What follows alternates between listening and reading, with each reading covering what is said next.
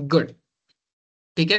तो let me take a simple example for, देखो data analytics क्या होता है, हमने लास्ट लेक्चर में पढ़ा था। डेटा एनालिस्ट इज समथिंग, और he is a someone who analyses his data, who can convert his raw data in the form of graphs, charts and visualization.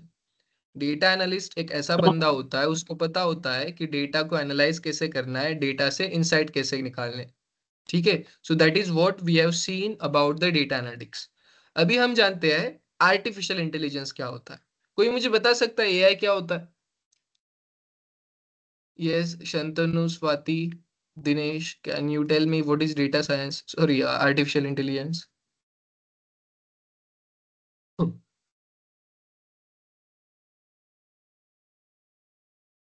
Yes, कोई भी, Abhilasha, Shantanu, Tushar, can you tell me what is data? Sorry, artificial intelligence. Am I audible, guys? Yes, give me thumbs up, everyone.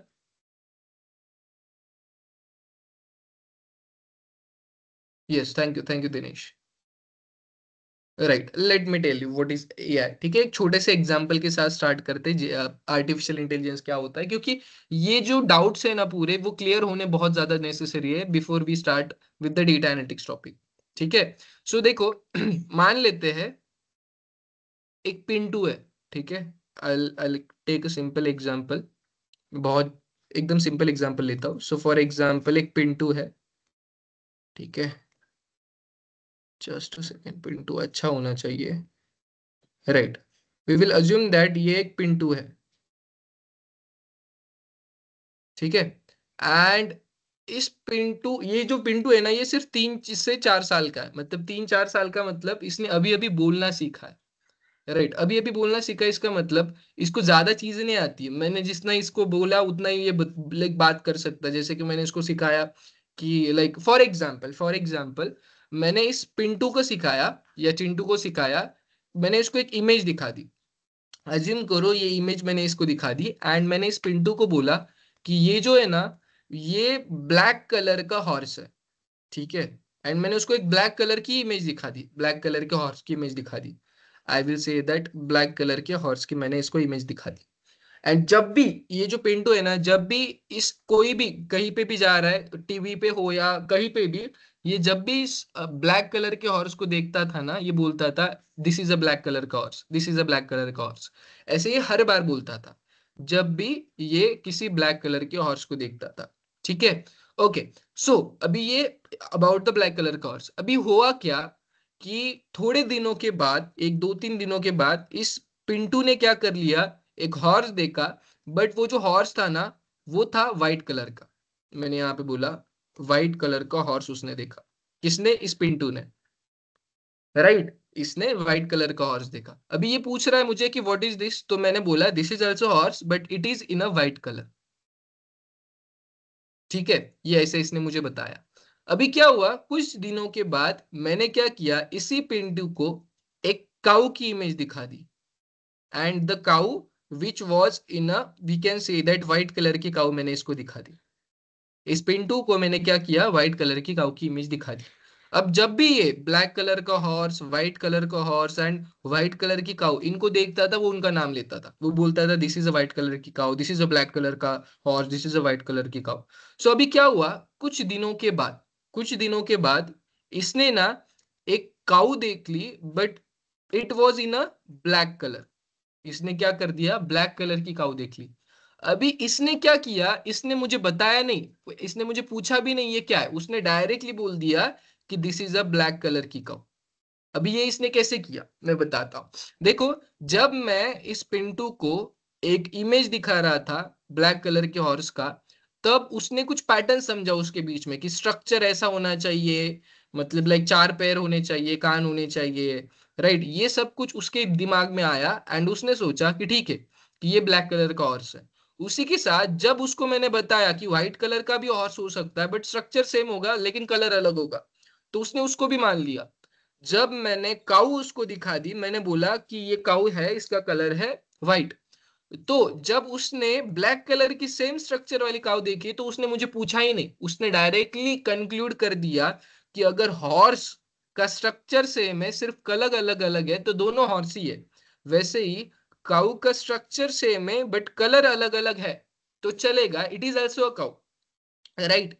तो इस situation में हम ऐसा समझे कि ये जो पिंटू है, इसका ये जो ह्यूमन इंटेलिजेंस, मतलब ये जो दिमाग है, ये जैसे काम कर रहा है ना, ये क्या करता है, ये कैसे काम करता है, ये कुछ दो तीन चीजों को समझता है, देखता है, on the basis of that 2 to 3 things he will try to predict the next value, and the next value was black colour की काउ, जो मैंने उसको कभी बताया नहीं, राइट।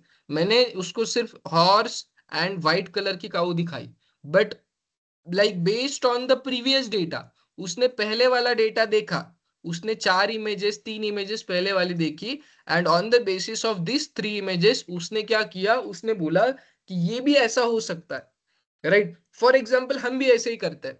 सो अगर मैंने कोई बॉटल देखी जिसके अंदर लेटेस्ट से दैट पानी है, हमें पानी पानी से बॉटल पी, अगर किसी दूसरे दिन एक छोटा स्ट्रक्चर दिखा बॉटल का, बट उसके अंदर हमें थम्स अप दी, तो दैट इज ऑल्सो बॉटल ना, बट उसके अंदर कुछ अलग चीजें होती है, ठीक है।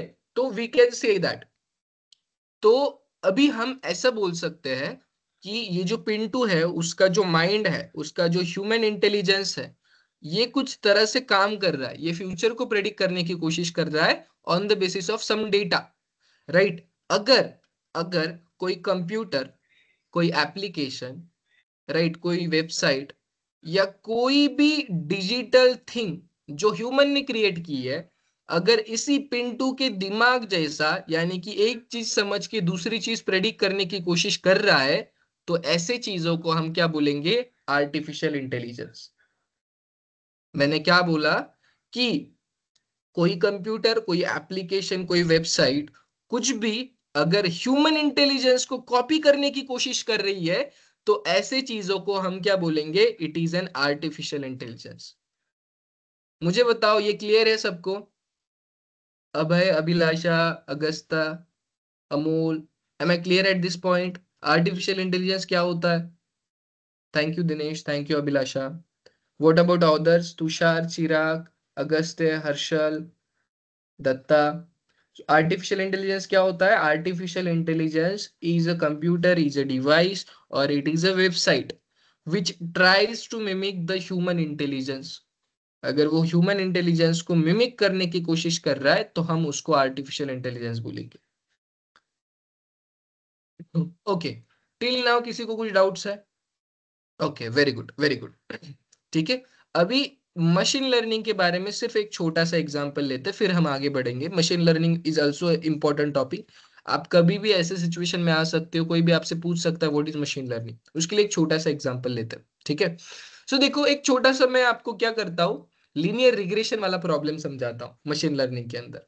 थोड़ा सा आपको आइडिया आ जाएगा कि एग्जैक्टली मशीन लर्निंग कैसे होता है, क्या होता है, ठीक है।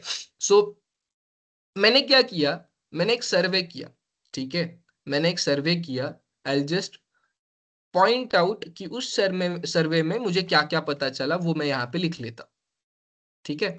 सो मैंने जो सर्वे किया था ना, उस सर्वे में मुझे पता चला, मैं क्या कर रहा था, हर घर जा रहा था, मतलब मेरी एरिया के हर घर में जा रहा था, उसको पूछ रहा था कि आपका जो एरिया है वो कितना है, लाइक मैंने यहाँ पे लिखा एरिया, आपका एरिया कितना है, एंड उन्हीं से पूछ रहा था कि ये जो एरिया है उसकी प्राइस क्या है आपके हिसाब से, अगर आपने अभी मार्केट में बेचा तो उसके हिसाब से आपकी प्राइस क्या है। तो यहाँ पे मैंने प्राइस ले ली, ठीक है। मैंने 10 या 12 जगह के पे जाके मैंने पूछा कि आपका एरिया कितना है, 20x30 है, 40x60 है, एंड उस एरिया की प्राइस क्या है, ऐसे मैंने उससे पूछा। तो अज्यूम करो, मैं एक एरिया में चला गया, उसका जो एरिया था वो था, एक घर में चला गया, उसका एरिया था अराउंड 20x30, ठीक है। जो दूसरा एरिया था वो था अराउंड 10x20, ठीक है। ऐसे में एरिया में जा रहा था, एक एरिया मैंने चेक किया, वो एरिया था अराउंड 50x100। एक एरिया मैंने चेक किया, वो था अराउंड 15x30। एक एरिया मैंने चेक किया, वो था अराउंड 60x100, ठीक है। एक एरिया मैंने चेक किया, वो था अराउंड 100x अराउंड 200। बड़ा एरिया था ये, ठीक है। एक एरिया मैंने चेक किया, वो था 40/80 का। ठीक है, ऐसे कुछ एरिया की रेंजेस थे, we can say that.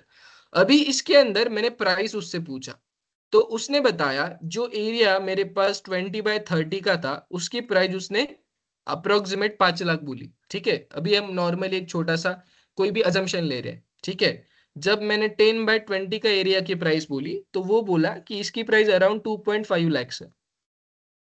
2.5 lakh. एक 15/30 का जो एरिया था इसकी प्राइस अराउंड 4 लाख है। ठीक है, एक एरिया और मैंने पूछा था जो था अराउंड 40/80 का, इसकी प्राइस थी अराउंड 7 लाख रुपीज। जो 60/100 का एरिया था उसकी प्राइस थी अराउंड 9.5 लाख रुपीज। और हाँ, 10 लाख रुपीज मैं बोल देता हूँ, इसकी 12 लाख प्राइस थी। 12 लाख प्राइस थी। ये जो 150/100 का एरिया था उसकी प्राइस थी 10 लाख रुपए। ठीक है, उसके बाद में 100/200 का जो एरिया था उसकी प्राइस थी 20 लाख रुपीज। मैं सिर्फ एक अजम्पशन ले रहा हूँ, मैंने हर एक घर में जाके पूछा, तो उन्होंने मुझे उनके एरिया की प्राइस ये बताई। ठीक है, वो मैंने एक साथ नोट डाउन कर ली। फिर मैं क्या करता हूँ, इस सभी प्राइस को एक साथ एक ग्राफ में डाल देता हूँ। ठीक है, एक्स एंड वाई एक्सिस में। मैंने यहाँ पे ऊपर वाले एक्सिस पे मैं प्राइस डाल देता हूँ, this is my price. And नीचे में डाल देता हूँ एरिया। ठीक है, एरिया एंड प्राइस, इसको मैं डाल देता हूँ डायरेक्टली। सो बीच में मैं बोल देता हूँ this is my 10 lakh rupees, it is 20 lakh rupees. ठीक है, प्राइस के केस में यहाँ पे 15 डाल देते, यहाँ पे 5 लाख डाल देते। ठीक है, यहाँ पे 2.5 होगा, यहाँ पे 7.5 होगा, एंड यहाँ पे 12.5 होगा। ठीक है, ऐसे मैंने प्राइस डाल दिया यहाँ पे इन लैक्स है। ठीक है, प्राइस इन लैक्स। यहाँ पे मैं एरिया डाल देता हूँ। यहाँ पे फॉर एग्जांपल बीच में एक होगा 50/100 का एरिया। यहाँ पे यहाँ पे सेंटर पे मैं डाल देता हूँ 30 का एरिया, 30 वाला। यहाँ पे मैं डाल देता हूँ 15। यहाँ पे मैं डाल देता हूँ 40। ठीक है, यहाँ पे 200, सॉरी 100 वाला एरिया। ठीक है, ऐसे मैंने एरिया डाल दिए। अभी हम क्या करते हैं, सभी पॉइंट्स को मैच करते हैं यहाँ पे। ठीक है, सो सबसे पहला पॉइंट है 20/30 का, उसकी प्राइस क्या है 50 लाख, 5 लाख रुपए। 20/30 का मतलब यहाँ पे आ जाएगा वो एरिया। ठीक है, सो 20 मतलब यहाँ पे आ जाएगा ना, बीच में आ जाएगा ये 20। एंड इसकी प्राइस क्या है 5 लाख रुपए। मैंने इसको यहाँ पे मैच किया। एंड अगर इस पॉइंट को मैं कनेक्ट करूंगा तो ये पॉइंट कहाँ पे, यहीं पे आता है। ठीक है, in the same way second area था 10/20 का, उसकी प्राइस थी 2.5 लाख रुपीज। 10 मतलब यहाँ पे, अगर मैं इसको नीचे ऊपर खींचूं तो यहाँ पे ऐसा कनेक्ट होता है। एंड अगर मैं इसको एक डॉट दे दूं तो ये यहाँ पे ऐसे कनेक्ट हो रहा है। सेम 10 लाख, 50/100 का एरिया, उसकी प्राइस क्या थी, उसकी प्राइस थी 10 लाख रुपीज। अगर मैं 50 का एरिया बोलूँ तो यहाँ पे आता है, एंड उसकी प्राइस थी यहाँ पे कहीं पे 10 लाख रुपीज। ठीक है, अगर 10 लाख हो गया, अभी ये ले लेते हैं जिसका 15/30 का एरिया था, उसकी 4 लाख प्राइस थी। 15/30 मतलब यहाँ पे, अगर मैंने इसको यहाँ पे खींचा तो ये यहाँ पे आता है 4 लाख रुपए प्राइस, यहाँ पे 4 लाख आता है ना। ठीक है, उसके बाद में जो 60/100 का एरिया था उसकी 12 लाख प्राइस थी। 60/100 मतलब 60 यहाँ पे आ जाएगा, इसको ऊपर खींच लेता हूँ मैं। 12 लाख मतलब ये 12,50,000 है, तो इसके नीचे ले लेता हूँ। ठीक है, फिर अगेन जो 100/200 का एरिया था उसकी प्राइस थी 20 लाख रुपए। 100 वाला एरिया यहाँ पे मैं इसके लिए लाइनें ले लेता हूँ, ये ऐसी लाइन में खींच देता हूँ, एंड यहाँ पे मैं ऐसी लाइन खींच देता हूँ।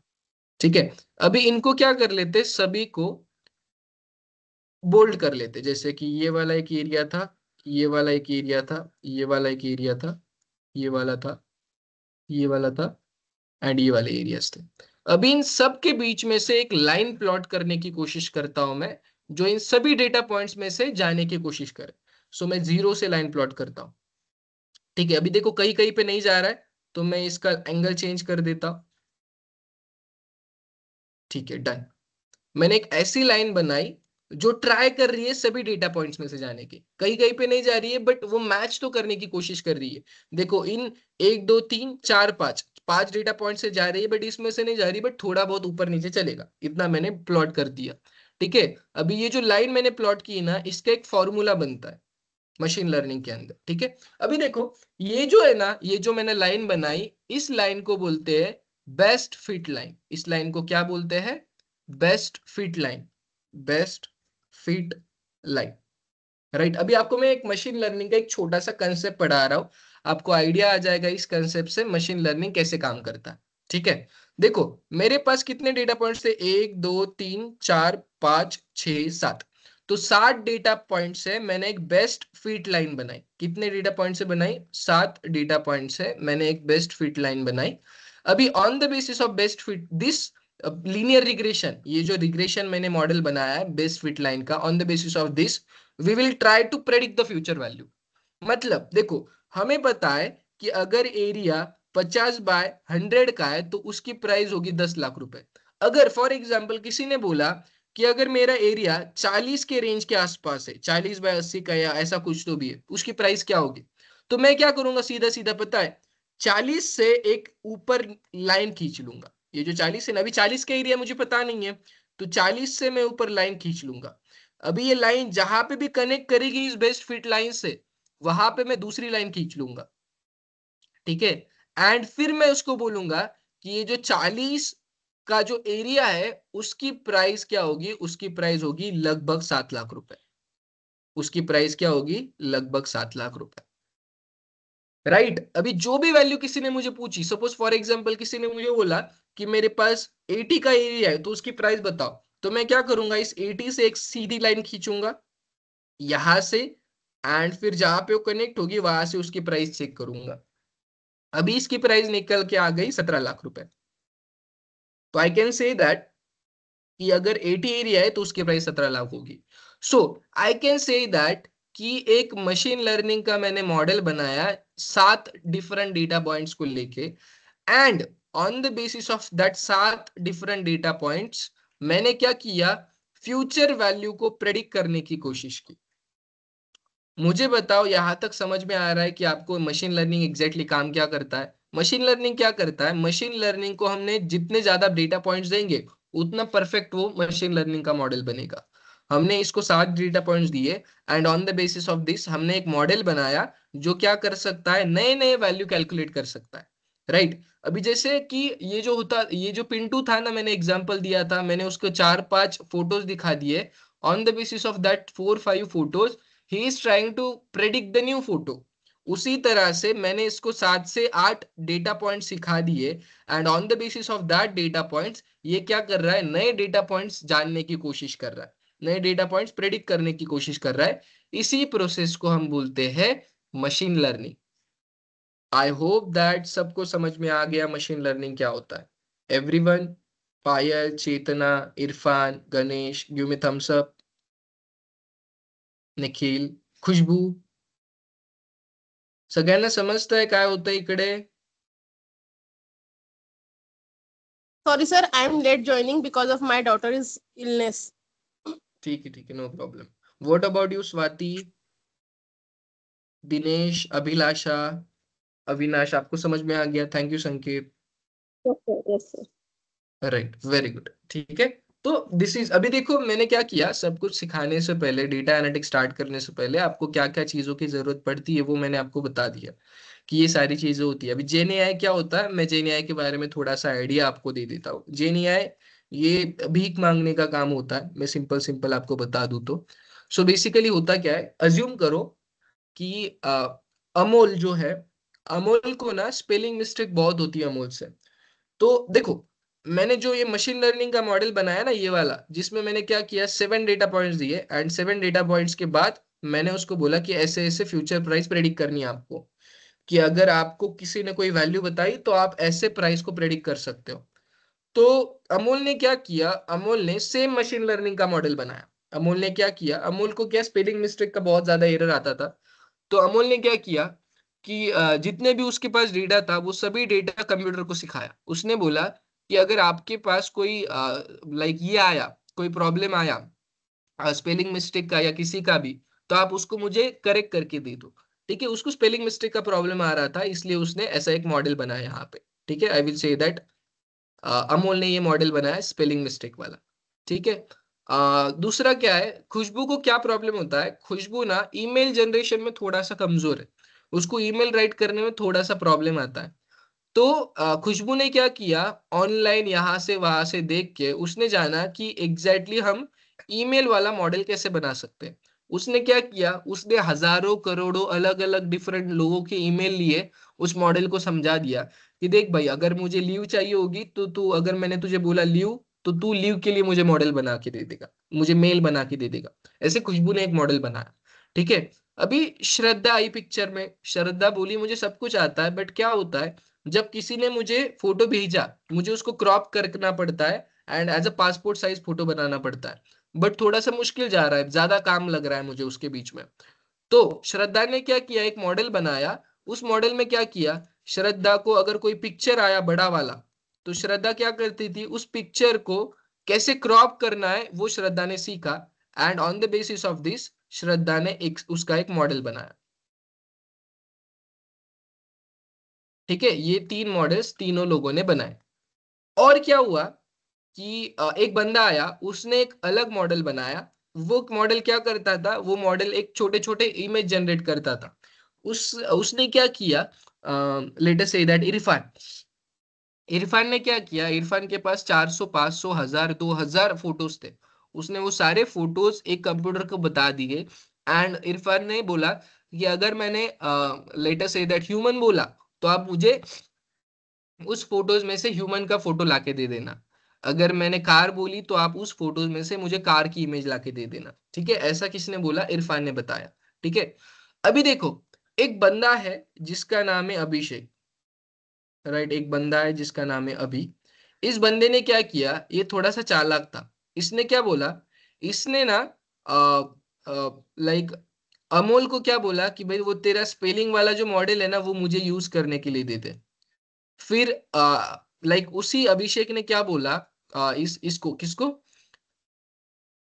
खुशबू को, कि वो जो तेरा ईमेल राइटिंग वाला मॉडल है ना मुझे दे दे। श्रद्धा को उसने सेम बोला, श्रद्धा वो जो इमेज क्रॉप वाले करने वाला मॉडल है ना वो मुझे दे दे। एंड इरफान को भी क्या बोला, इरफान वो जो मॉडल है ना तेरा, वो जो इमेज मुझे लाके दे देता है वो वाला मुझे दे दे। ठीक है, सबको पैसे दे दिए इसने, किसने, अभिषेक ने। एंड अभिषेक ने क्या किया, खुद का एक मॉडल बनाया। ये मॉडल क्या करता था पता है, ये अभिषेक का मॉडल, अगर किसी ने बोला कि मुझे ईमेल जनरेट करना है, तो अभिषेक का मॉडल क्या करता था, सिर्फ उसको ईमेल जनरेशन वाले मॉडल के पास लेके मतलब लाइक वहां पे लेके छोड़ देता था। किसी ने बोला मुझे इमेज क्रॉप करना है, तो अभिषेक का मॉडल सिर्फ क्या करता था कि श्रद्धा का मॉडल उसको दिखाता था। किसी ने बोला कि मेरी स्पेलिंग मिस्टेक हो रही है, मुझे स्ट्रक्चर वगैरह ठीक करना है, तो अभिषेक का मॉडल उसको अमल अमोल के मॉडल के पास छोड़ता था, सिर्फ इतना करता था। ठीक है। एंड अभिषेक ने इन सभी मॉडल्स को एक साथ ज्वाइन करके जो खुद का मॉडल बनाया ना, उस मॉडल को अभिषेक ने नाम दे दिया चैट जीपीटी। ओके, मुझे बताओ आपको समझ में आ रहा है चैट जीपीटी कैसे बना है, श्रद्धा, इरफान, चेतना, पायल। ठीक है। सो चैट जीपीटी हाँ। एक सिंगल मॉडल नहीं है, ये अलग अलग मॉडल से एक मॉडल बना हुआ है। ठीक है, सबके मॉडल्स उसने ले लिए, किसका अच्छा है किसका बुरा है, पैसे दे के ले लिए, एंड खुद का एक मॉडल बना दिया जो सिर्फ क्या करता है, दूसरे के मॉडल के पास उसको छोड़ के दे देता है। That is nothing but a chat GPT. And इसी चीज को बोलते हैं जनरेटिव एआई। ये क्या करता है जनरेटिव एआई, बेसिकली कुछ छोटे पुराने चीजों को यूज करता है एंड नए नए चीजों को बनाता रहता है। अभी देखो, जैसे कि मैंने आपको एक छोटा सा एग्जांपल बनाया बताया था कि खुशबू ने, श्रद्धा ने, अमोल ने एंड इरफान ने, इन्होंने क्या किया था, उनके पास जो डेटा पॉइंट्स थे उन डेटा पॉइंट्स का यूज करके उस उन्होंने मॉडल्स बनाए थे, बराबर।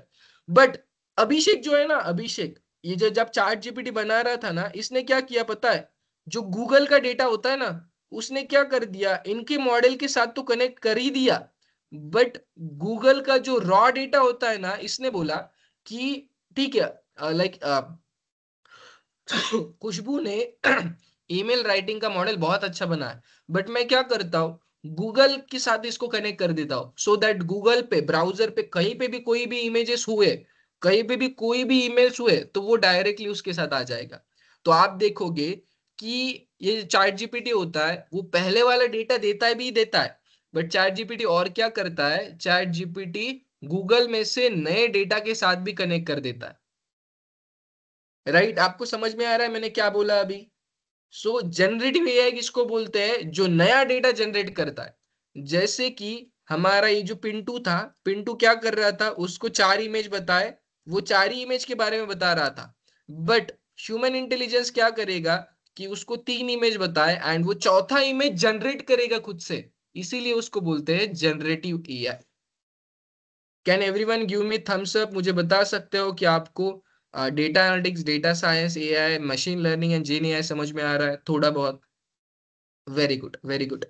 तो हम क्या करेंगे मैं आपको बताता हूँ। So data science, data analytics के अंदर हम जो भी चीजें सीखेंगे ना, मान लेते हैं एक चीज को 10 घंटे लगते हैं बनाने के लिए, दूसरी चीज को हमें एक प्रॉब्लम स्टेटमेंट सॉल्व करने के लिए 1 महीना लगता है, फॉर एग्जाम्पल 30 दिन लग रहे हैं।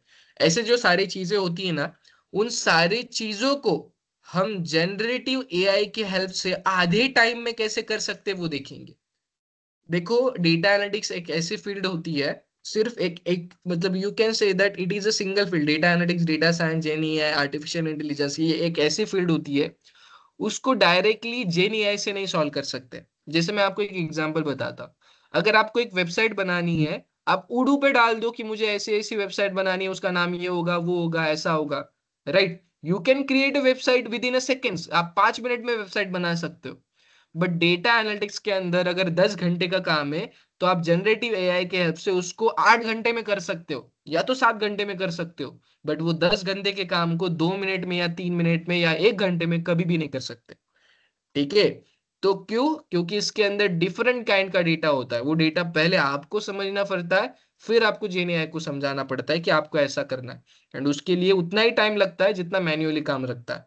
But in this sessions we will learn कि अगर अभी आप गूगल पे देखते रहोगे कि पावर बीआई के अंदर ऐसे ऐसे सेमिनार आते हैं कि आपको ये वाला डैशबोर्ड पसंद है या ये वाला डैशबोर्ड पसंद है, राइट? ये डैशबोर्ड जो है वो मैंने जेन एआई के हेल्प से 5 मिनट में बनाया, ये डैशबोर्ड मुझे 2 हफ्ते लगे, ऐसा नहीं होता है कुछ। 5 मिनट में कुछ बनता नहीं है बेसिकली। हम जेन एआई की हेल्प लेके उसको कैसे बनाना है वो सीख सकते हैं, इसके अंदर क्या क्या होना चाहिए वो सीख सकते हैं। बट 5 मिनट के अंदर पूरा का पूरा डैशबोर्ड नहीं बना सकते हम कौन सी भी हालत में, right? Abhilasha, now am I audible? So everyone give me thumbs up. Abhilasha is saying that उसको मेरी आवाज नहीं आ रही, आपको सबको आ रही है?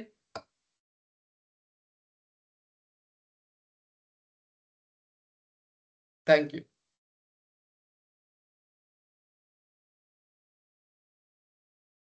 यस अनुज बोलो, आपको कुछ डाउट है? Okay, very good, very good, just a second.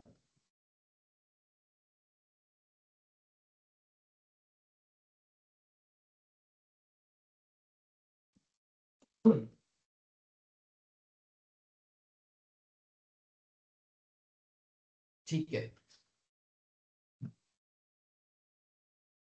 तो देखो, अभी हम सीखेंगे कि हमारे पास जो सॉफ्टवेयर्स है, इतने सॉफ्टवेयर्स क्यों है डेटा एनालिटिक्स के लिए, क्या होता है सबका पर्पस, राइट? तो आपने देखा होगा कि डेटा एनालिटिक्स हम एक्सेल से भी कर सकते हैं, हम एसक्यूएल से भी कर सकते हैं, पावर बीआई से भी कर सकते हैं। तो इतने सारे सॉफ्टवेयर यूज क्यों करना है, एक ही सॉफ्टवेयर से क्यों नहीं कर सकते?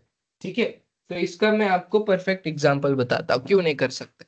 ठीक है, सो अज्यूम करो, सो मैंने आपको क्या बताया था पहले कि हमारे पास बहुत सारे सॉफ्टवेयर्स होता है। किसके अंदर? इसके अंदर, डेटा एनालिटिक्स के अंदर। सो कौन कौन से वो सॉफ्टवेयर्स हम सीखने वाले हैं? हम सीखेंगे एक्सेल, सीखेंगे हम।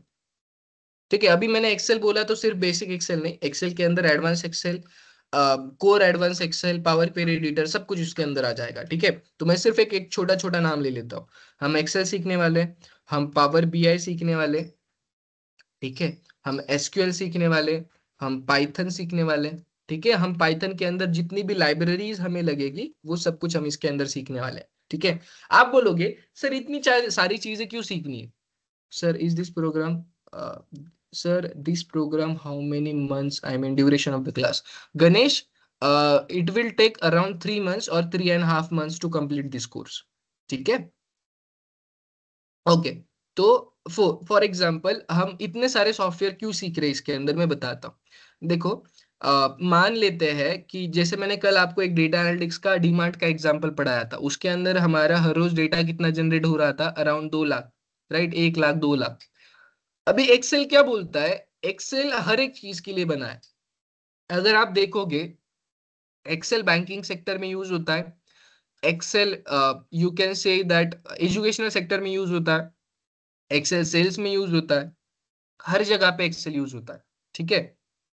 बट हर जगह पे एक्सेल यूज होता है, इसीलिए एक्सेल को वो इतना ऑप्टिमाइज नहीं कर पाए. एक्सेल अगर हर जगह पे यूज हो रहा है तो उतना ऑप्टिमाइज नहीं कर पा रहे उसको. कैसे, मैं बताता हूँ.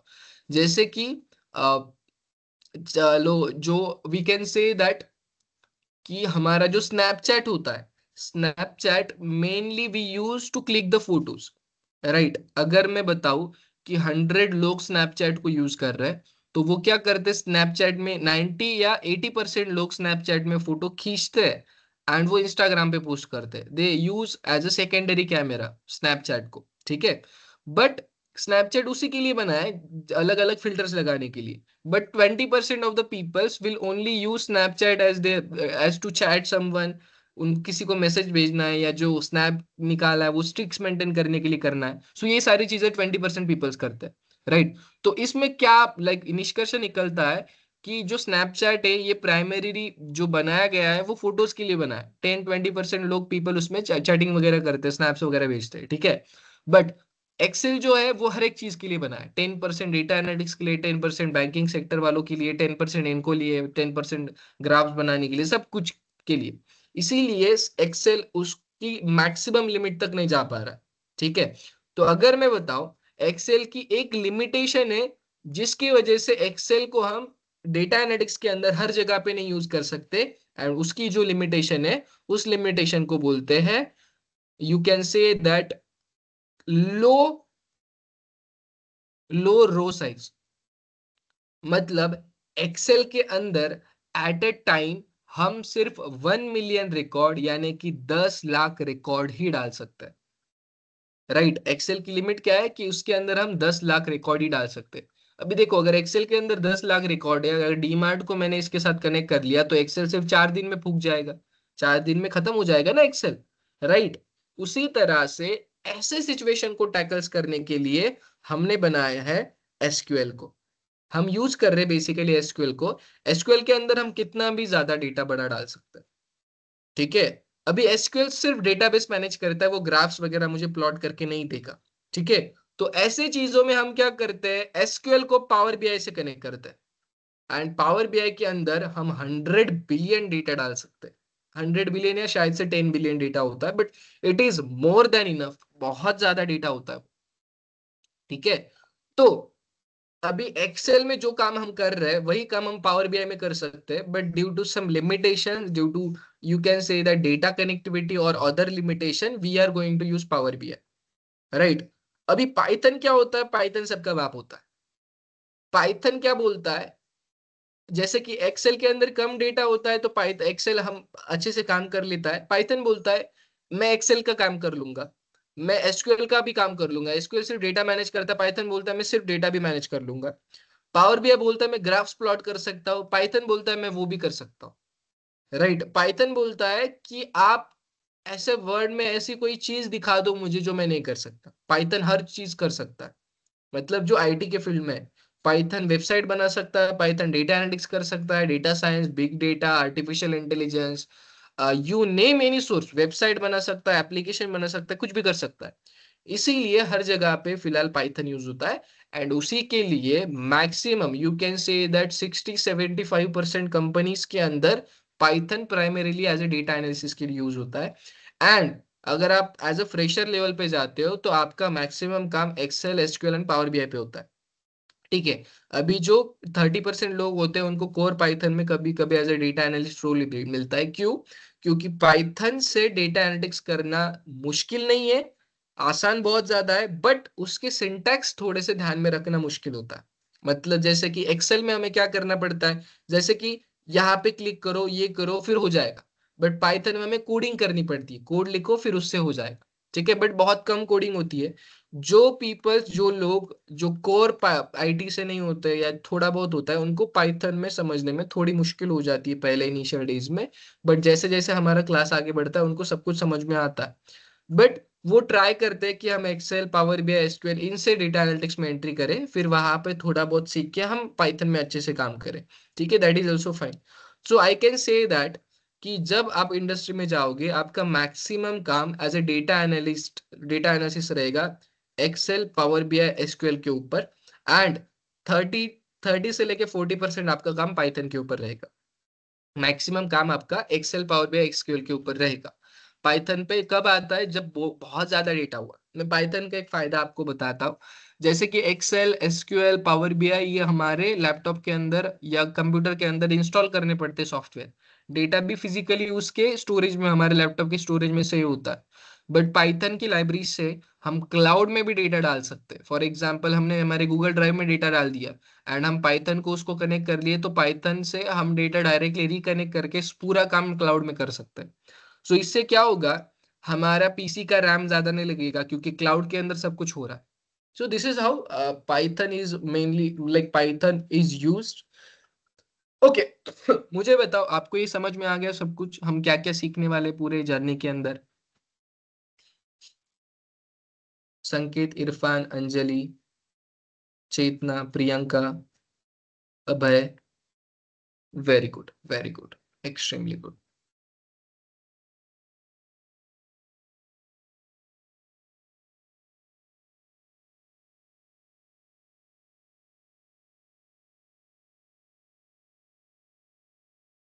ठीक है, ओके, किसी को कुछ क्वेश्चन है तो मुझसे पूछ सकते हो आप, regarding any topic, no worries, I am here. जो आपको मुझे बताना, अभी देखो हम सिलेबस कैसे स्टार्ट करने वाले वो मैं आपको थोड़ा सा आइडिया दे देता हूँ। We are going to start our syllabus with the help of Excel first. हम बेसिक से स्टार्ट करेंगे। एक्सेल क्यों मैं पहले ले रहा हूँ, क्योंकि एक्सेल में कोडिंग नहीं होती है, होती है बट बहुत कम होती है, जो आप डायरेक्टली रट्टा भी मार लिए तो भी इतनी कम होती कोडिंग, ठीक है। So we are going to start with Excel first.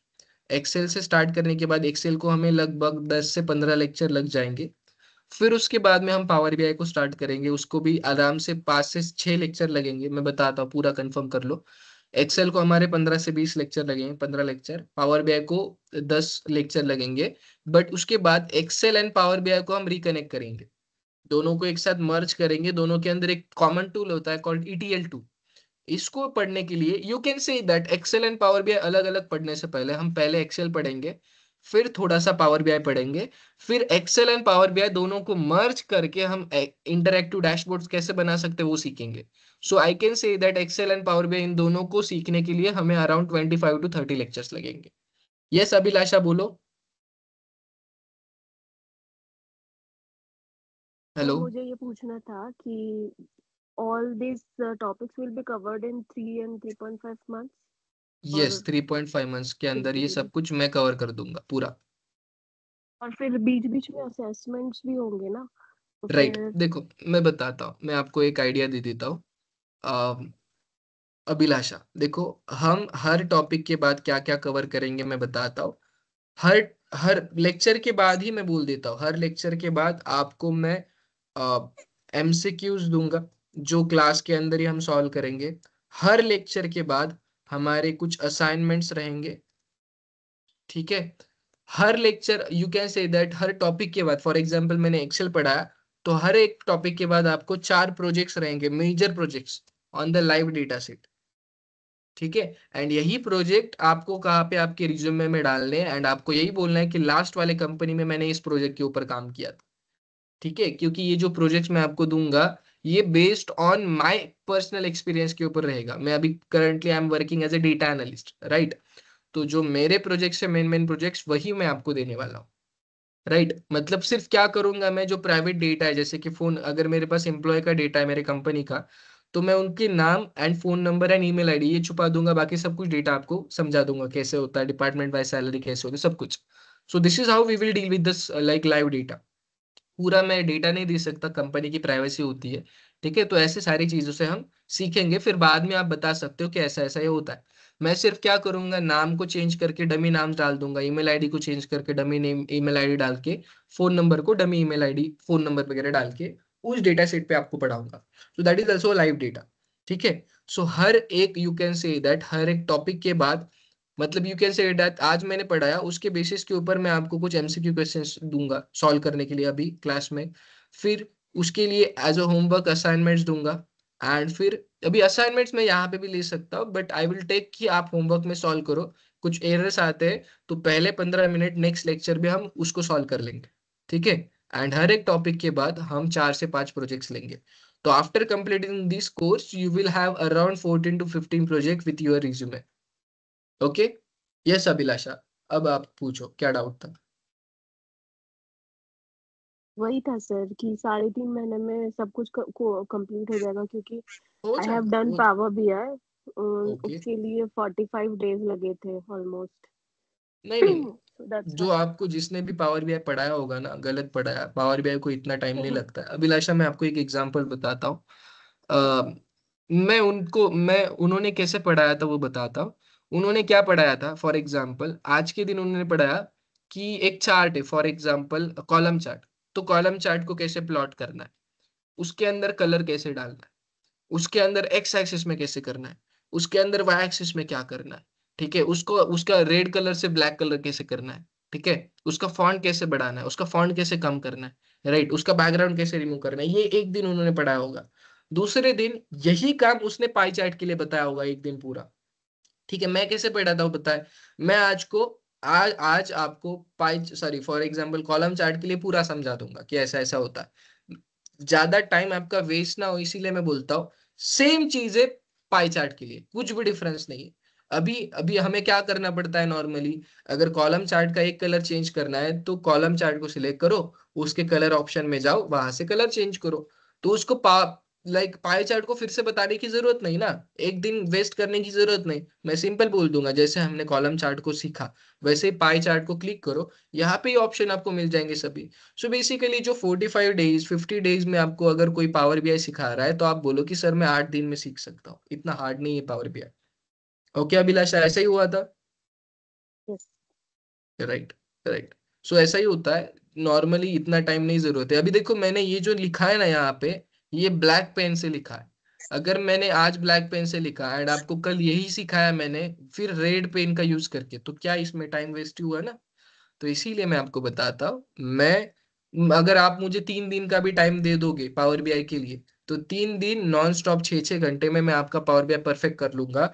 And मैं ऐसे इंटरव्यू क्वेश्चंस के साथ आपका पावर बीआई कवर करूंगा कि लाइफ में आप कहीं पे भी इंटरव्यू देने जाओ पावर बीआई के, तो आप एक भी इंटरव्यू टैकल मतलब लाइक फेल नहीं होंगे, सभी इंटरव्यू पास होंगे, ये मेरे गारंटी के साथ बोल सकता हूँ।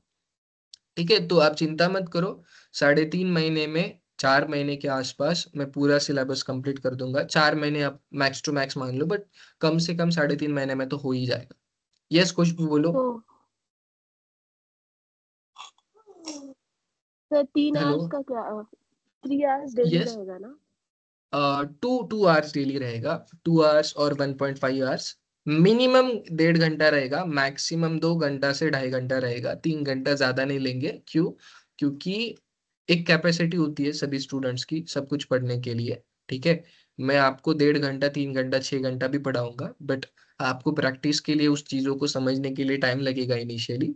सो I can say that Abhilasha, initially कुछ दिन जब तक आपको पूरी कंसेप्ट के बारे में समझ में नहीं आता है, हम 1.5 घंटा 2 घंटा लेंगे क्लास। जब आपको वो फ्लो, आप मेरा फ्लो एंड आपका फ्लो हम एक बार मैच कर लेंगे तो हमें 6-6 घंटा भी पढ़ाऊंगा तो भी आपको कोई प्रॉब्लम नहीं आएगा। But initially will start with 1.5 hour और 2 आवर्स अ डे। ठीक है, 2 हफ्ते बाद आपने मुझे बोला कि सर अभी हमें सब कुछ समझ में आ रहा है, आप 3-3 घंटा कंटिन्यू कर सकते हो, तो I can continue for 3 hours और 4 आवर्स। ओके। यस। खुशबू आपको कुछ डाउट्स है? Okay, thank you Abhilasha.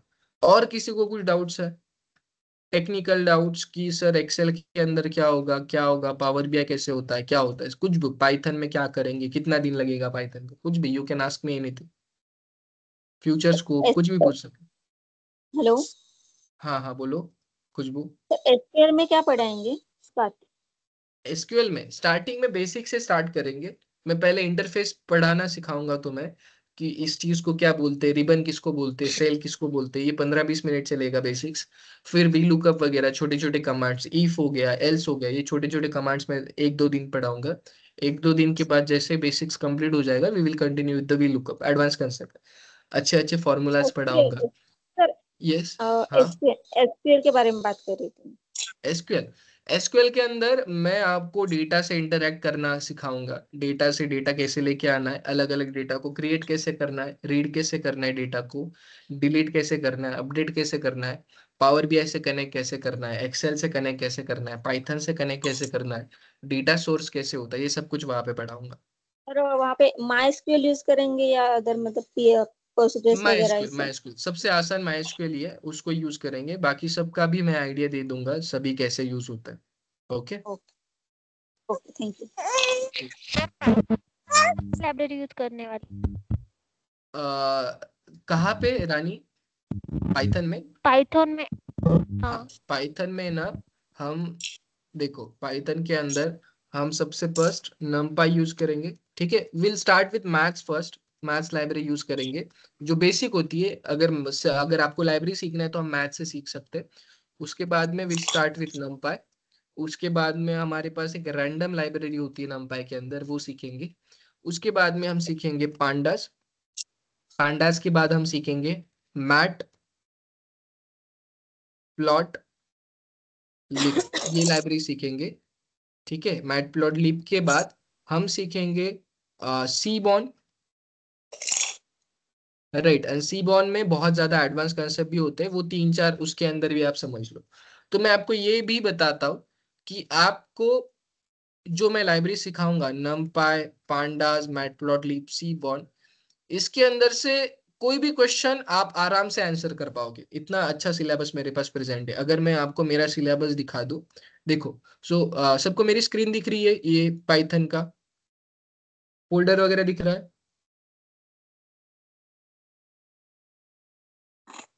Very good. देखो, हर एक लेक्चर के बाद मेरे पास इंटरव्यू क्वेश्चंस हैं, एंड हर एक लेक्चर के बाद मेरे पास कुछ ना कुछ है। जैसे कि ये ब्रीफ इंट्रोडक्शन का लेक्चर है, ये है लाइक ऑपरेटर्स का क्वेश्चन। फॉर एग्जांपल ये मैं ओपन करके दिखाता हूँ। ठीक है, पाइथन ऑपरेटर्स फॉर एग्जांपल मैंने इसको ओपन किया। ये सभी फाइल्स मैंने खुद से क्रिएट किए based on my 6 year experience. देखो, ये पाइथन की फाइल है, इसके अंदर ऑपरेटर्स क्या होता है, कितने टाइप के ऑपरेटर है, सब कुछ मैंने इसके अंदर बताया। ठीक है, अगर ये हो गया, उसके बाद में इस पर्टिकुलर लेक्चर के ऊपर आपको क्या क्या क्वेश्चंस एज अ होमवर्क देने, वो भी यहाँ पे। ठीक है, जैसे कि देखो, आपका फर्स्ट लेक्चर होने के बाद आपको मैं अराउंड 20 to 30 क्वेश्चन होमवर्क पे दूंगा। ठीक है, फर्स्ट लेक्चर के बाद।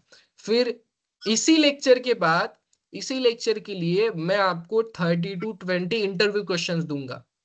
पहले लेक्चर के लिए आपको मैं इंटरव्यू क्वेश्चंस दूंगा पहले लेक्चर के बाद। पहले लेक्चर के बाद मैं आपको 40 से 50 होमवर्क क्वेश्चंस दूंगा, एंड सभी जो नोट्स है मेरे पास वो भी प्रोवाइड करूंगा। ओके।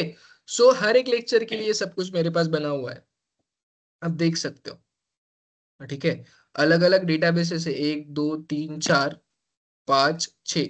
6 डेटाबेसेस सिर्फ हमारे पास किसके लिए है, पाइथन के लिए। मतलब 6 अलग अलग प्रोडक्ट्स है अपने पास, प्रोजेक्ट्स है अपने पास।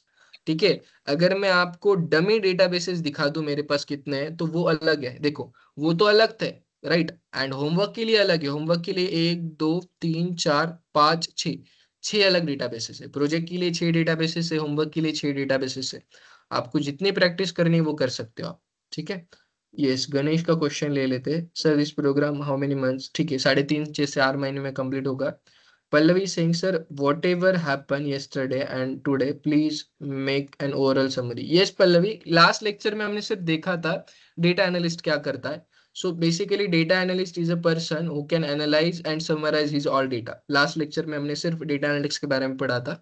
आज के लेक्चर में मैंने आपको सिलेबस वगैरह समझा दिया, हम क्या क्या पढ़ने वाले हैं, कितने टॉपिक्स। ठीक है, Ganesh is saying that sir I wanted to join the class online mode, so what I do? You can do online mode also, कोई प्रॉब्लम नहीं। हम 2-3 मोड में ले ले लेक्चर, मैं बताता हूँ, नेहा, अभिलाषा, सबको। बेसिकली सबसे पहले हमारा ऑफलाइन मोड चलता है। ठीक है। सो मैं क्या करता हूँ, जैसे मैं अभी फिलहाल बैठा हूँ, मेरे साथ लाइक मेरी जो स्क्रीन आपको दिख रही है वो मेरे एक बड़े प्रोजेक्टरों के ऊपर सबको दिखेगी। मेरे सामने ही सभी लोग 40-50 ऑफलाइन स्टूडेंट्स बैठे रहेंगे, 20-30 ऑफलाइन स्टूडेंट्स। एंड जो मैं पढ़ा रहा हूँ वो ऑफलाइन उनको दिखेगा मेरी स्क्रीन के ऊपर। वो मुझसे डायरेक्टली ऐसे क्वेश्चन पूछ सकता है। ठीक है सर, मुझे ये समझ में नहीं आया, फिर से समझाओ। अभी जो मैं ऑफलाइन में ले रहा हूँ उसी टाइम पे मैं मेरी स्क्रीन लाइव स्टूडेंट्स को, ऑनलाइन वाले स्टूडेंट को शेयर करता हूँ। जैसे अभी मेरी स्क्रीन शेयर है ना, वैसे आपके साथ मैं शेयर करता हूँ। एंड आप भी ऑनलाइन यहाँ से पढ़ते हो। ठीक है, ये होगा सेकंड मेथड। मतलब ऑनलाइन, ऑनलाइन लाइव होता है, ऑफलाइन भी लाइव होता है। एंड तीसरा मेथड होता है you can learn from recordings also. जो मैंने आज लेक्चर किया वो रिकॉर्ड होके रखा है, वो रिकॉर्डिंग आप कल देख सकते हो। Is that clear now? Yes, ठीक है, ओके। यस अभिलाषा, मैं आपको टोटल सिलेबस भी से शेयर कर दूंगा, नो प्रॉब्लम। पूरा सिलेबस हमारे पास रेडी है। Sir hello. Shiv Prasad, yes yes, बोलो बोलो। हाँ सर, ऑफलाइन करना होगा तो हफ्ते में सभी दिन लेक्चर्स होंगे क्या, या अल्टरनेटिव होंगी? हर रोज लेक्चर रहेंगे, मंडे से लेके फ्राइडे तक। सैटरडे संडे मैं आपको कुछ टास्क दूंगा। ठीक है, ओके क्यों क्या ओके सर। होता है सैटरडे, अभी सब लोग अगर पूरा हफ्ता दे रहे मुझे तो सैटरडे संडे उनके हिसाब से उनको जब भी करना है काम उस टाइम पे वो काम कर सकते हो, ऐसा कोई प्रॉब्लम नहीं है। मैं उनको ये नहीं दूंगा कि आप आज ही करो अभी करो, ऐसा कुछ नहीं होता है। जैसे कि लेक्चर के अंदर हमें कंपलसरी ये टाइम से लेके ये टाइम तक बैठना पड़ता है, बट अगर उनको कुछ पर्सनल काम हुआ, घर का काम हुआ, तो उस हिसाब से सैटरडे संडे वो अपने हिसाब से मैनेज करके वो पर्टिकुलर पार्ट कंप्लीट कर सकता है। ठीक है। शिव और प्रसाद इस, यस यस, बोलो बोलो Harshal. Sir, Monday to Friday timing fix रहेगा या मतलब चेंज होता रहेगा? टाइम फिक्स रहेगा। इनिशियल 2-3 दिन हर्षल थोड़ा सा टाइम फ्लक्चुएटिंग रहेगा, क्योंकि ठीक। हाँ, हम थोड़ा सा कंफर्टेबल करेंगे सभी स्टूडेंट को। पहले 9, 9:30 बजे या 10 बजे लेके देखेंगे हर्षल, 1-2 दिन। अगर सभी 10 बजे के लिए कंफर्म है तो 10 बजे कंटिन्यू करेंगे। एक दिन 11 बजे ओके लेके देखेंगे, सब लोग 11 बजे कंफर्टेबल है तो 11 बजे लेंगे। But time will be fix. एक बार सबसे बात करके जो सबको कंफर्टेबल टाइम है उस हिसाब से टाइम हम लेंगे। ठीक है, ओके, ठीक है sir. Thank you right. Sir. हाँ, एंड ऐसा भी होगा for Uh, example, yes yes Neha, just a second Neha, let me complete first. So sure, for sure, sure, example please. हमारे आज 5 लेक्चर है, फॉर एग्जाम्पल इस वीक में 5 लेक्चर है। Neha for example due to certain reasons वो मंडे ट्यूसडे वेडनेसडे आ गए थे, बट थर्सडे फ्राइडे उनका नहीं हुआ आना, कुछ रीजंस हो सकते हैं। उसी रीजन की वजह से हम उसको इमीडिएटली आफ्टर कंप्लीटिंग लेक्चर उनको रिकॉर्डिंग भी प्रोवाइड कर रहे हैं। सो आज मेरा लेक्चर हो गया, सो फॉर एग्जांपल 1:30 बजे, तो 1:30 बजे उनको रिकॉर्डिंग उनके मेल पे या तो हमारे ग्रुप में आ जाएगी। Yes Neha, okay. Please continue. या हाय अभिषेक। हाँ, तो मुझे ये पूछना है कि आपने जिस तरह से अभी एक्सप्लेन किया तो उससे एक ऐसा इम्प्रेशन पड़ रहा है कि बिगनर्स जो है उनका फोकस जो है एक्सेल पावर बीआई एसक्यूएल पे होना चाहिए। तो क्या इसका मतलब ये है कि कोर्स के अंदर भी फोकस ज्यादा एक्सेल पावर बीआई एसक्यूएल पे होगा? नो, कोर्स के अंदर फोकस सभी चीजों के ऊपर रहेगा नेहा।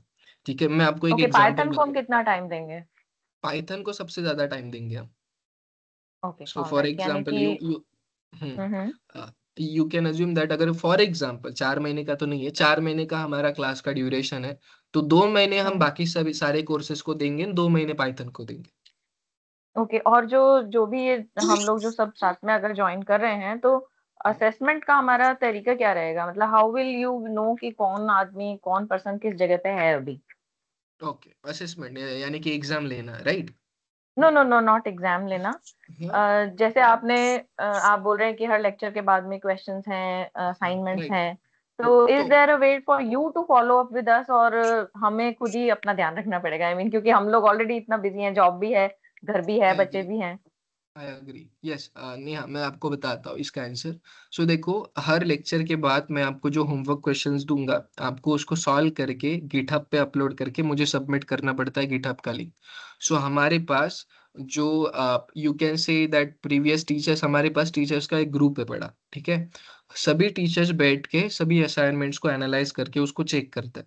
ठीक है, on the basis of that we will assign some marks to you, कि आपका यहाँ पे गलत हो गया, आपको यहाँ पे कम मार्क्स मिलेंगे। बट ये मार्क्स डिपेंड नहीं करते, ये मार्क्स कहीं पे नहीं जाएंगे, ये सिर्फ आपको बताने के लिए कि 10 में से आपको 8 मार्क्स आते हैं, क्योंकि यहाँ पे आपका ये आपको सिर्फ ट्राई करना है कि अगले बार आप 10 में से 10 लाने की कोशिश करो। ठीक है, ये फर्स्ट वे।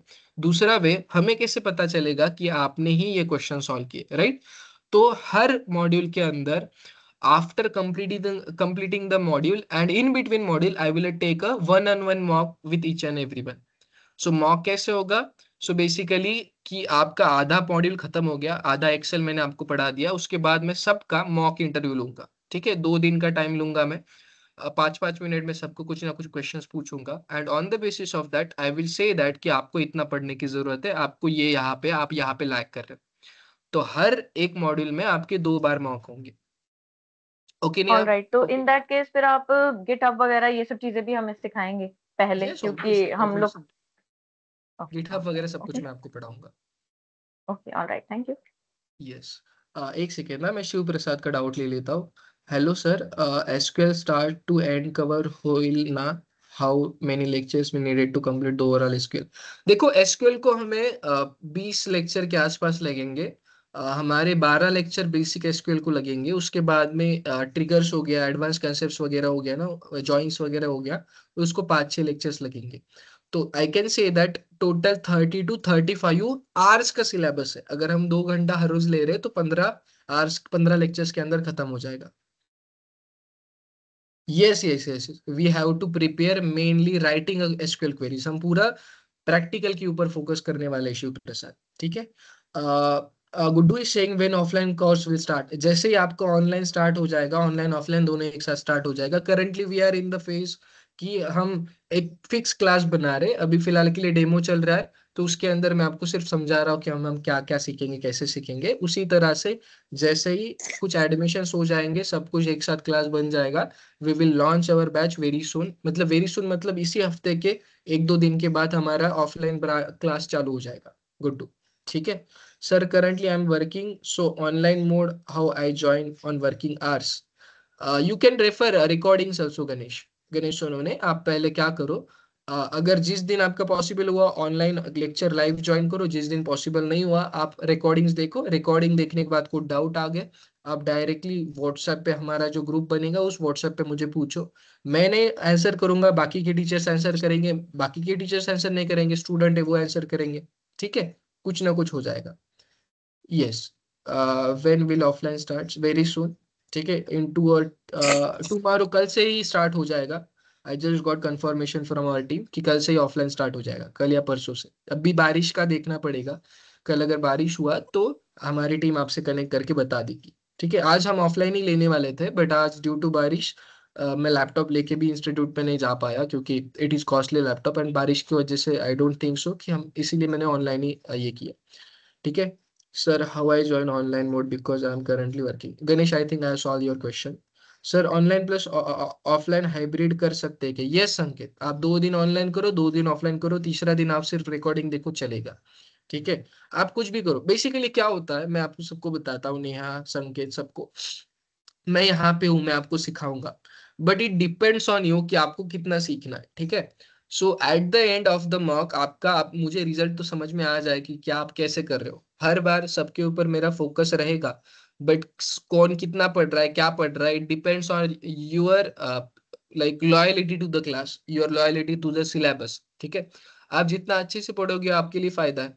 फॉर एग्जाम्पल, मैंने मॉक लिया, आपको 10 में से 1 ही मार्क आया मॉक में, तो I am not responsible for that ना, क्योंकि बाकी 99 स्टूडेंट्स को, 99% ऑफ द स्टूडेंट्स को 10 में से 9 आ रहे, 8 आ रहे, बट एक स्टूडेंट है, 2 स्टूडेंट्स है, उनको समझ में नहीं आ रहा है, समझ में आ रहा है बट वो अच्छे से नहीं कर रहे, राइट? तो ऐसे सिचुएशंस में हम उसके ऊपर छोड़ देंगे कि भाई तुझे नहीं आ रहा है, दैट इज टोटली फाइन। कोई कोई स्टूडेंट्स ऐसा करता है, मैं आपको बताता हूँ। उन्होंने फीस पे कर दी, वो बोलते हैं कि अभी पढ़ने की जरूरत नहीं, सीधा मैं प्लेसमेंट को आऊंगा, प्लेसमेंट चाहिए मुझे सिर्फ। ऐसे भी लाइक मॉड्यूल से कुछ लोग आते हैं, तो इसीलिए मैंने मॉक रखा है। हर एक मॉड्यूल के बाद 2 मॉक्स मैंने रखे। On the basis of that mock we will decide, मतलब like basically you can also decide कि आपको कौन से इंटरव्यूज में जाना है। ठीक है, ऑफलाइन का लोकेशन होगा बानेर। ठीक है, बैकग्राउंड क्या लगेगा, क्योंकि मेरा बीए हुआ है, चलेगा कृपाल, चलेगा। बैकग्राउंड के लिए आप हमारे प्लेसमेंट टीम से बात कर सकते हो। अभी after my session placement team will get in touch with you. Okay, yes Shubham sir, are you there? Om sir, placement team है हमारी अभी यहाँ पे फिलहाल। या यस सर, मैं हूँ sir, Shubham. Okay okay, yes Shubham sir. Shubham sir, placements के डाउट थे स्टूडेंट्स के, can you please clear that doubts? Yes sir, yes sir. Okay okay आपका ओके सेशन सर। हो गया आपके सारे? हाँ यस यस, मेरे टेक्निकल डाउट्स वगैरह सब कुछ कंप्लीट हो गया। गाइस, अगर आपको कुछ टेक्निकली क्वेश्चन है सिलेबस के related, you can ask me now. अभी मैं लेक्चर सर को, शुभम सर को हैंड ओवर कर रहा हूँ, जहाँ पे आप इंटरव्यू के क्वेश्चंस या कुछ भी डाउट्स वगैरह है, आप कौन से ग्रेजुएशन में कौन सा लेक्चर मतलब कर सकते हो, you can also ask to them. ठीक है, प्लेसमेंट के रिलेटेड सभी डाउट्स आप शुभम सर से पूछ सकते हो। Okay Shubham sir, over to you. I will take a leave at this moment. Okay, I need to go to office. Yeah, yes, sir. Okay. Okay, thank you so much. Yes, yeah. Thank you, sir. So guys,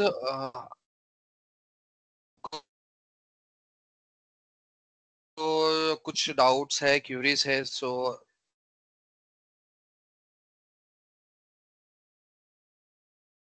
या हाय Shubham.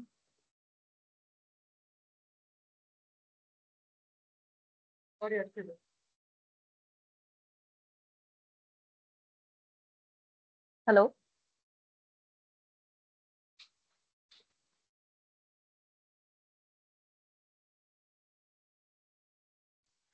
Guys, मेरी voice Audible है? हाँ जी, आपको आ रही है आवाज? Yes yes yes, बोलिए। Okay, तो मेरा क्वेश्चन ये है कि मैं पिछले 3.5 साल से रिमोट जॉब कर रही हूँ। ओके तो मैं आगे भी मैं रिमोट ही करना चाहती हूँ। आई एम अ ट्रैवलर, तो मैं जो ओके है उसमें क्या आपसे मैं असिस्टेंट एक्सपेक्ट कर सकती हूँ? Because I will never be going to an office. Okay. देखिए, अगर आपको ऑनलाइन जॉब मतलब रिमोट जॉब चाहिए, वर्क फ्रॉम होम्स भी अवेलेबल रहते हैं इसमें।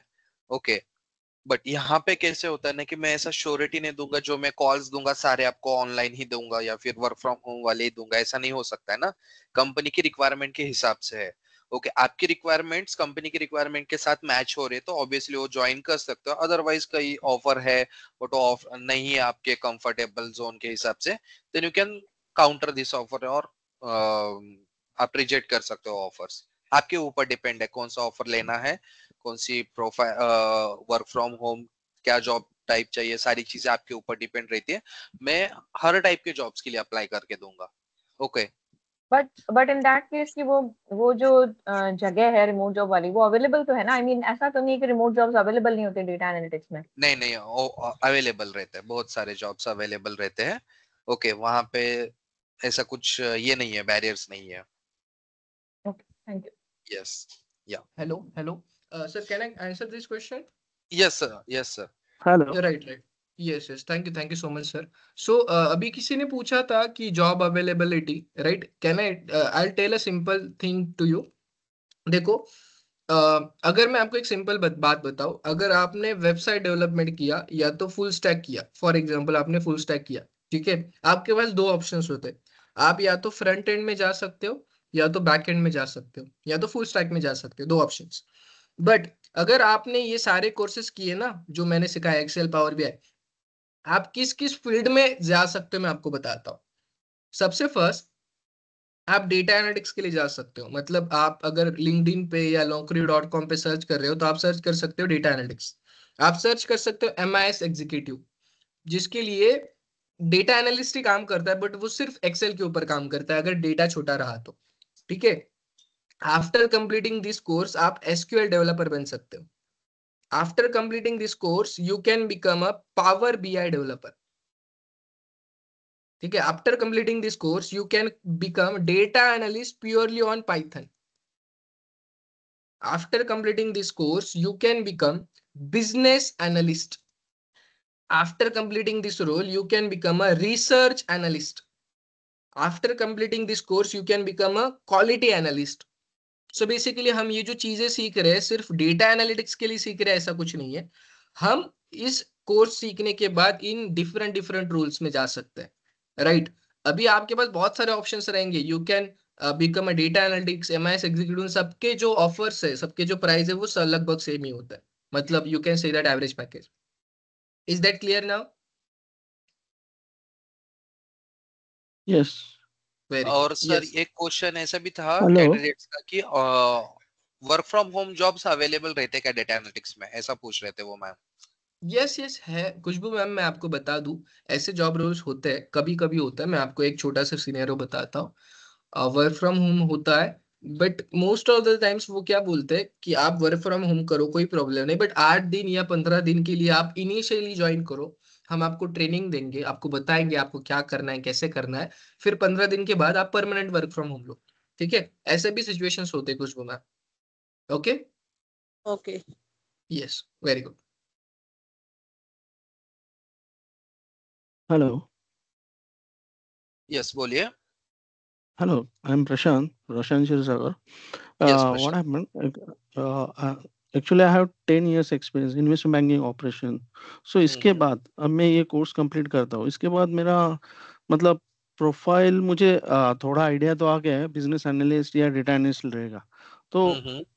तो तो उन हम्म। वो कैसे है, जब इंटरव्यू जब क्वेश्चन पूछते, तो ऐसे नहीं कि ये मुझे फ्रेशर्स में कैलकुलेट करेंगे या एक्सपीरियंस में, क्योंकि मेरा 10 years एक्सपीरियंस।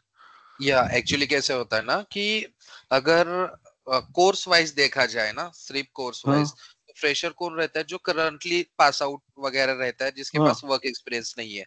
बट हम्म अगर आपका प्रोफेशनली देखा जाए तो आपको हम्म। कंपनी वर्किंग प्रोफेशनल ही कंसीडर करती है। ओके। बट इस रोल के रिगार्डिंग ना आप फ्रेशर रहते हो, बट हम आपका हाँ प्रीवियस वर्क एक्सपीरियंस वगैरह काउंटेबल करके बिजनेस रिलेटेड आप एनालिसिस वगैरह कर रहे थे ना, ये सारी हाँ। चीजें हम ऐसा शोकेस करते हैं आपके सीवी में। ओके। पर बट उसमें प्रोजेक्ट भी पूछा जाता है, क्या हुआ, यस। मैंने उसमें भी रिसर्च किया है। साइड में वो हम्म। प्रोजेक्ट भी पूछते हैं कि आपने कौन सा यस। प्रोजेक्ट किया है, क्या किया है। तो ओके। उसके एक्चुअली ऊपर। यहाँ के जो डेटा एनालिटिक्स के जो प्रोजेक्ट्स रहते हैं, ओके, हाँ बेसिकली प्रोजेक्ट मतलब ये चीज होती है डेटा एनालिटिक्स की कि एक सेट ऑफ डेटा जो भी रहेगा, ओके, हम्म जो सेट ऑफ डेटा रहता है ना, तो उस डेटा के हम्म। ऊपर आपने क्या ऑपरेशन परफॉर्म करके क्या इनसाइट्स निकाल के दिए हैं और क्या ओके डिसीजंस लिए हैं on the basis of that dashboard और that that insights. Okay. Okay. हाँ, तो वो हम दिखाएंगे अभी, हम्म। मे बी वो रिगार्डिंग द टीम के परफॉर्मेंस के रिगार्डिंग भी डेटा हो सकता है, रिगार्डिंग द एम्प्लॉयमेंट सैलरी के रिगार्डिंग भी हो सकता है, या फिर इन्वेस्टमेंट अमाउंट्स के रिगार्डिंग भी हो रहता है। आपको आपके आपके कंपनी राइट में राइट। भी वहां पे आता होगा ना डेटा कि कितना हाँ लोन हाँ। Yes dispose yes. हुआ है, इतना ये, या राइट, इस तरह यस से। यस पर। आप एक काम कर लीजिए प्रशांत, आप मुझे हाँ ना एक बार हाँ। पर्सनली, मेरा नंबर मैंने चैट बॉक्स में डाला है। ओके। मुझे ओके पर्सनली कनेक्ट कर लीजिए एक ये सेशन के बाद, तो मैं थोड़ा सा डिस्कस ओके करता हूँ आपको क्या बेटर रहेगा, राइट। ओके। ठीक। उससे आपका जो 10 years ऑफ एक्सपीरियंस भी यूटिलाइज हो जाए, या आपका प्रीवियस हम्म। एक्सपीरियंस भी काउंटेबल हो जाए, पैकेज भी बढ़ा के मिले और अच्छे खासे आईटी में भी स्विच हो जाए इस तरह से, ओके। राइट। मैं हाँ। मेरा नंबर चैट बॉक्स में पेस्ट कर देता हूँ प्रशांत। ओके। अभी है क्या चैट बॉक्स में? यस। यस। या I will call you. Yes. Yeah. Okay. Thank you. Yeah. Welcome.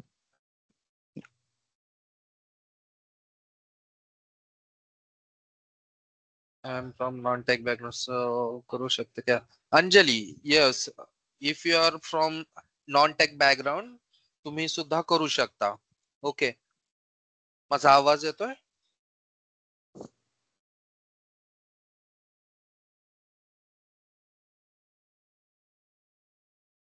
Dutta, तुमचा क्वेश्चन आहे की 2 वर्ष बाकी आहे तर क्लास करून प्लेसमेंट भेटेल का? क्लास केल्याच्या नंतर तुम्हाला प्लेसमेंट भेटेल माझ्याकडनं, बट एक कंडिशन अप्लाय होईल त्या ठिकाणी की तुमची डिग्री हा तुमच्या हातामध्ये पडली पाहिजे किंवा तुमचा रिझल्ट तरी लागला पाहिजे. तोपर्यंत तुम्हाला कोणती कंपनी जॉईनिंग नाही देणार. मग जर तुमचा क्लास करण्याचा प्लॅन आहे तर तुम्ही माझ्याकडे क्लास करू शकता दत्ता. ओके. आणि त्याच्यावरती मग तुमचा क्लास कंप्लीट झाल्याच्या नंतर अनलिमिटेड प्लेसमेंट असिस्टन्स आहे माझ्याकडनं. पण तुम्ही काय करा, क्लास करा आणि जसंच तुमचा रिझल्ट लागेल देन तुम्ही माझ्याकडनं प्लेसमेंट घेऊ शकता. तोपर्यंत आपण ह्याच बीसीए मध्ये लास्ट इयरला तुम्हाला इंटर्नशिप वगैरे दाखवावं लागतील, लाईव्ह प्रोजेक्ट वगैरे दाखवावं लागतील ना, प्रोजेक्टचे वगैरे, तर ते तुम्हाला ते पण प्रोव्हाइड करू आपण. काही प्रॉब्लेम नाही. तेवढंच नॉलेज पण भेटून जाईल तुम्हाला. Yes Anjali, non tech background सबका प्लेसमेंट होता है। चेतना, यस सबका प्लेसमेंट होता है। ओके, हर एक के कैपेबिलिटी के हिसाब से है। एक एवरेज कैंडिडेट को प्लेस होने के लिए 2 to 3 months लगते हैं आफ्टर द ट्रेनिंग। ओके, और जो रिमेनिंग जो भी जिसका रेशो एवरेज से नीचे है, देन वो कैंडिडेट को थोड़ा सा टाइम ज्यादा लगता है। बट जो एवरेज के ऊपर रहेंगे वो 1-1.5 महीने भी लेते हैं, ज्यादा से ज्यादा 2 से 3 महीने लगते हैं। बट पूरे बैच आपका प्लेस हो जाता है। एक बैच में ओनली 40 कैंडिडेट होते थे, ऑलमोस्ट 2 to 3 months में 20 तक तो हो जाते हैं प्लेसमेंट।